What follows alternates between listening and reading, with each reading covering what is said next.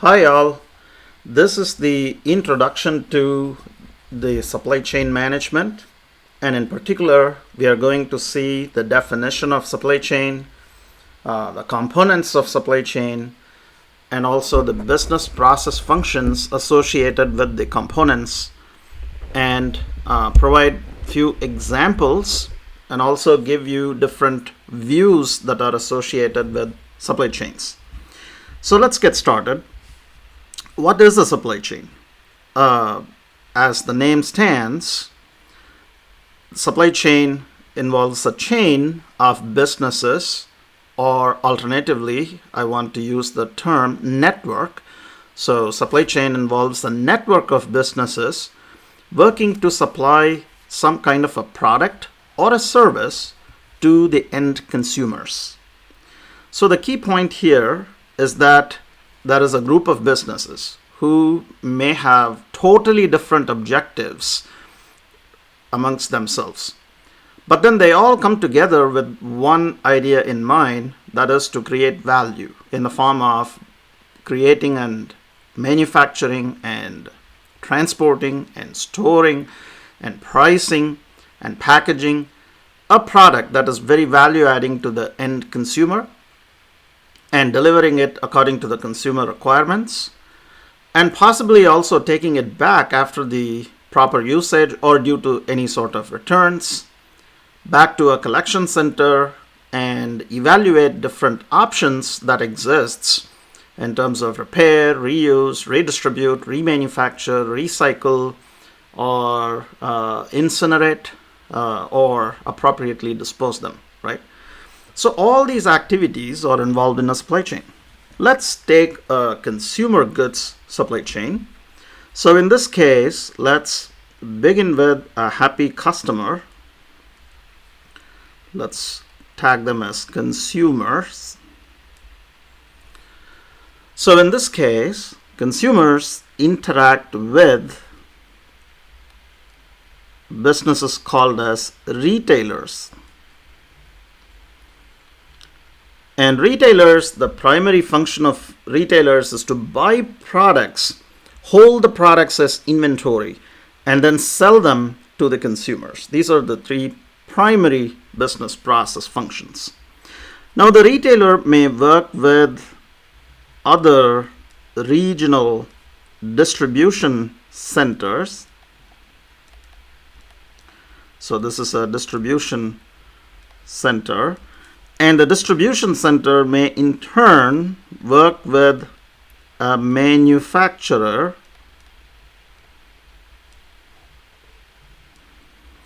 and the manufacturer may get their parts from suppliers, and this supplier, right, may get raw materials from their supplier's supplier, and so on, right?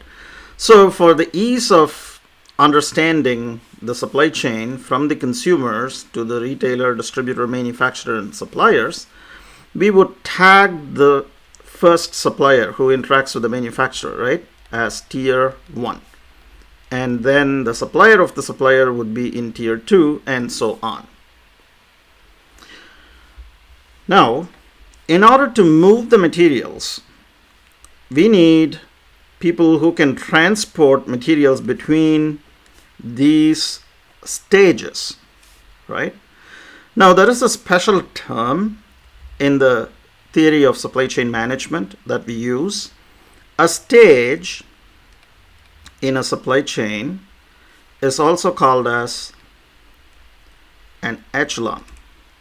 So an echelon refers to a stage where similar or identical business process functions are carried out. For example, manufacturer, if you have multiple products and multiple manufacturers that give the product, that supply the product to the distribution center, in this case, all the manufacturers would be in one stage or one echelon.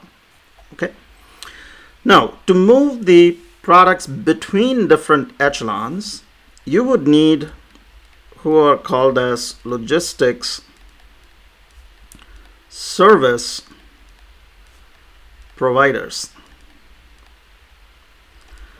And all these activities that we have delineated so far, they all pertain to what is called as material flows.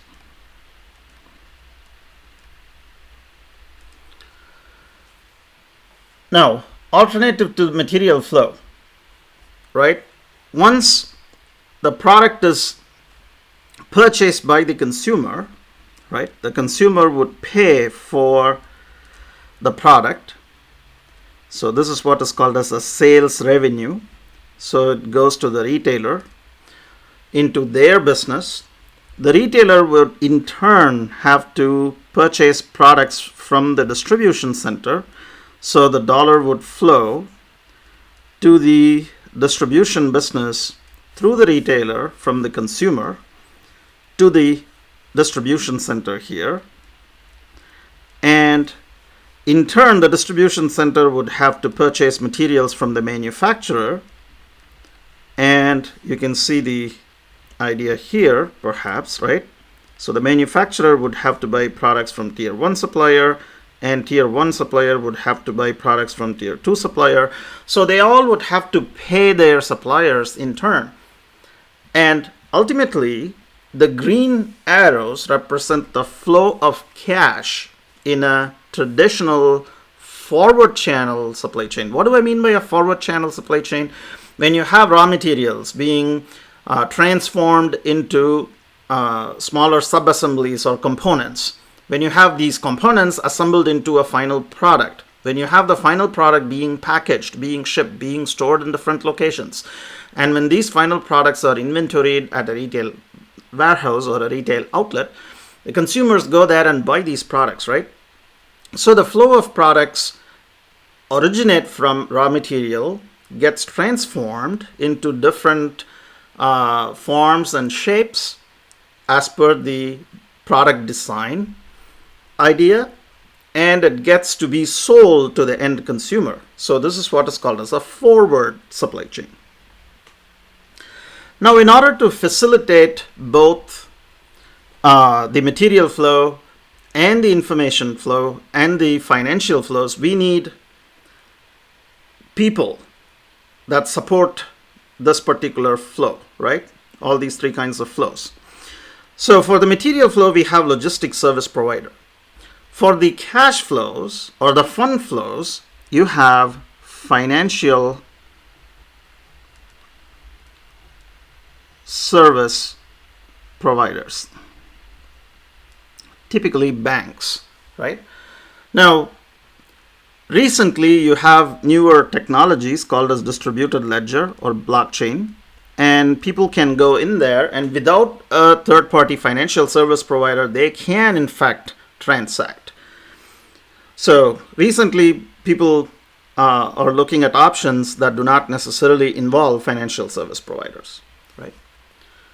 All right, let's move on to another type of flow called as the information flow. In order for the retailer to buy the products on time at the right quantity and stock it at the right location, they need to know the customer demand. So the end consumer demand has to be known, has to be predicted, at least if it is not known. If there is an uncertainty, this has to be then predicted, right? So there is a consumer demand. There is also other environmental variables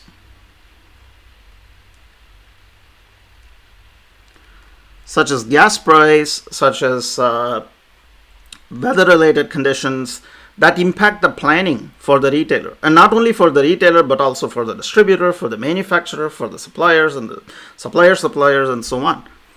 And all this information has to flow in both the directions. What I mean by this is the manufacturer would be interested in knowing consumer demand in order to appropriately batch size, in order to lot size the production quantities. On the other hand, retailers would have to know what the manufacturer is planning to do in terms of seasonal discounts in terms of boosting sales, so on and so forth. So the information flow happens in both the directions.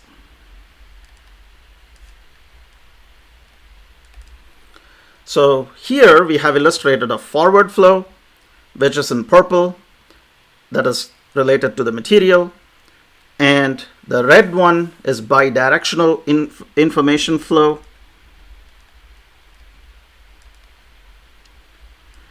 This pertains to the information between different parties, and of course the green one is the cash or fund flows.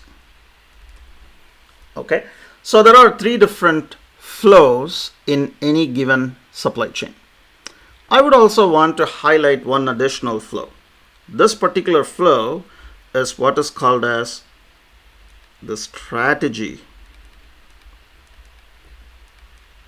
Why would any group of companies having different objectives have to come together? They have to create value, right? So the value creation strategy has to happen first. And in terms of value, it could be creation of a product, creation of a service, setting certain customer service levels, how they cater to the customers. Would it be involving brick and mortar retail stores, or would it be e-commerce platform? How is that done? All these pertain to the strategy across the supply chain, and this is super important to recognize this type of a flow, right, which is bidirectional in nature as well. Now, going back to the material flow, let me also include the reverse flow of materials. Now, the consumers may give products back in the form of returns. Similarly, retailers, which can go to the retailer, or which can go to the distribution center, which can go to the manufacturer, which can go to the suppliers, or which can go to appropriate reverse channel facilities, such as a collection center, where you receive products, sort them, process them, disassemble them, decide appropriate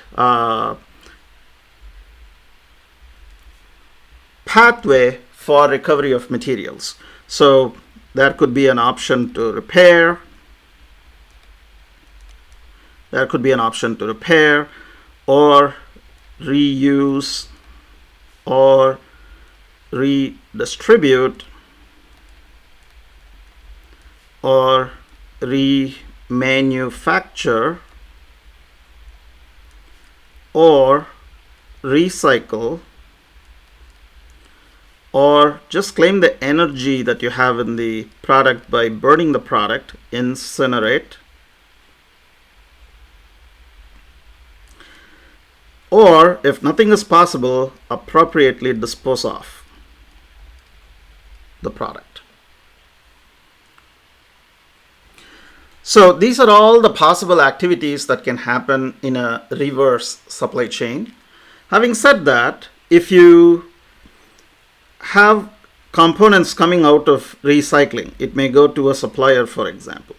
If you have products that go to a repair facility, it can go to a secondary market. It may not come back to the same retailer, but it can go to secondary market.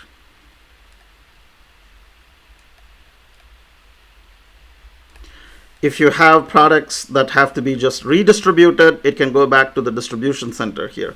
If you have products that are supposed to be remanufactured, it can go back to the remanufacturing facilities, and the products can be injected back to the forward supply chain. If it is reuse, it can directly be sent to the distribution center, right? So if it is recycle, again, it goes to the supplier. If it is incinerate, perhaps it goes to an energy provider or a energy provider, for example, that would support different activities along the supply chain.